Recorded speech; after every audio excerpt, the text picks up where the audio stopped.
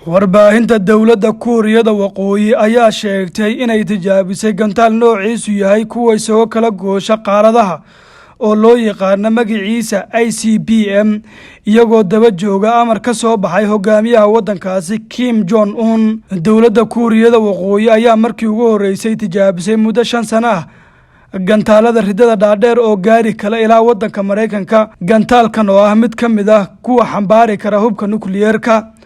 muuqaalkan la baahiyay ayaa muujinaya hogaamiyaha wadankaasi Kim Jong Un oo booqanaya goobta tijaabadu ka socotay. Hogaamiyaha Kuuriyada Waqooyi ayaa doonaya in caalamka dalkiisa uu aqoonsado quwad nukliyeer isla markaasina laga qaado cunaqabataynta saaran. Tijaabada gantaalkaasi ayaa lagu sheegay in lagu xoojinayo difaaca wadanka Kuuriyada Waqooyi isla markaasina loogu diyaar garoobayo iska horimaad kasta oo ay la galaan wadanka Mareykanka. dhinaca kale tijaabadan ayaa lagu soo beegay xilli dalalka reer galbeedka ay ku mashquulsan yihiin dagaalka u dhaxeeya Ruushka iyo Ukraine. Kuuriyada Waqooyi ayaa u muuqatay inay sare u qaadayso dadaalka ay ugu jirto inay dhamaystirko hubkooda culus gaar ahaan gantaalada qaaradaha isaga kala goosha.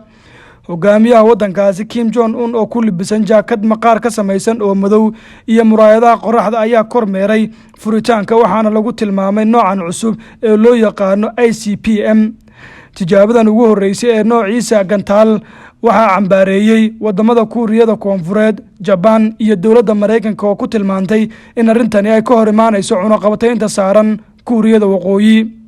balse hogaamiyaha wadankaasi Kim Jong Un ayaa isagu ballan qaaday sida uu warbaahinta maxalliga u sheegay inuu wadankiisa ka diyaarin doono dhinaca nukliyeerka sifa uu u barbardhigo wadamada Mareykanka iyo sidoo kale Ruushka oo la tilmaamay inay haystaan hubabka ugu awoodda badan caalamka. Cabdulqaadir Maxamed, wararka RTN, Nairobi.